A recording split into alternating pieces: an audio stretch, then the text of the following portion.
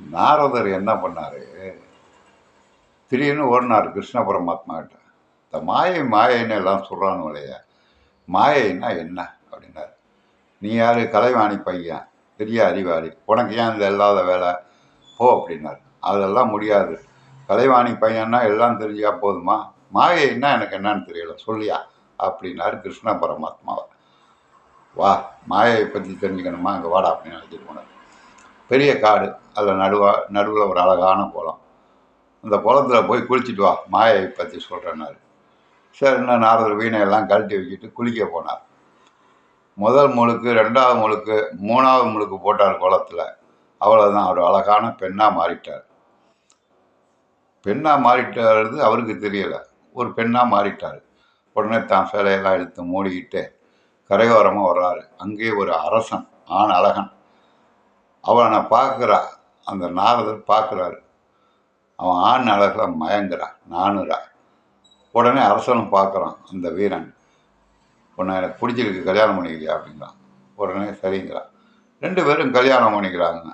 ஒரு 100 ஆண்டு காலம் வருது, ஆகுது. 7-8 பிள்ளைங்க சந்தோஷமாக வாழ்கிறாங்க. ஒரு நாள் சொல்கிறா, இந்த உலகத்தை எங்கேயாவது சுற்றி பார்த்து வரணும், ஆசையாக இருக்குது அப்படின்னு. சரி வான்னு சுற்றிக்கிட்டே இருக்காங்க. இவன் முதல்ல குளிச்சா பாருங்க நாரதர், அந்த இடத்துக்கே வந்துடுறாங்க. இதை பார்த்தவொன்னே தான் குளிக்கணும் இல்லை அப்படின்னு ஒரு ஆசை வருது. உடனே அரசன்ட்ட சொல்கிறான், மறைவெல்லாம் போட்டு குளிச்சுட்டு வாங்குறான்.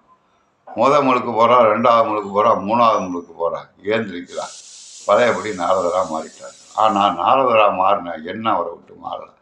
ஐயோ, என் கணவரை காணுமே, என் பிள்ளைங்களை காணுமே, யாருமே இல்லையே, அனாதையை போயிட்டேன்னு அழுகுறா, ஓன்னு கத்தி. பின்னாடி சிலையில் தட்டினார் கிருஷ்ண பரமாத்மா. மாயை மாயன்னு எனக்கு கேட்டிய, என்னான்னு தெரியுதா, இதாண்டா மாயா. நீ கனவு காண குளிக்கும் போதே என்னான்னு நடந்தது, இதுதான் மாயை அப்படின்னாரு. உண்மையும் அதுதான். ஒரு 10 தலைமுறைக்கு முன்னாடி வாழ்ந்த பெரியவர்கள், நம்முடைய மூதாதையர்கள் யாரையாச்சும் நம்மளுக்கு தெரியுமா? எல்லாம் பிறக்கிறாங்க, கொஞ்சம் காலம் வாழ்கிறாங்க, அப்புறம் இறந்துடுறாங்க.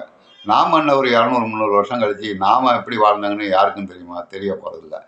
இந்த கடவுள் என்ன செய்கிறான்னா, கர்ம வினையை அனுபவிக்க, ஏற்கனவே இருந்தது தான், கர்மத்தோடு சேர்ந்து விட்டது அனுபவிக்க மனிதனாய் பிறந்து வாழ்ந்து இறந்து விட்டு வந்தால் தான் கர்மவினை தீரும்.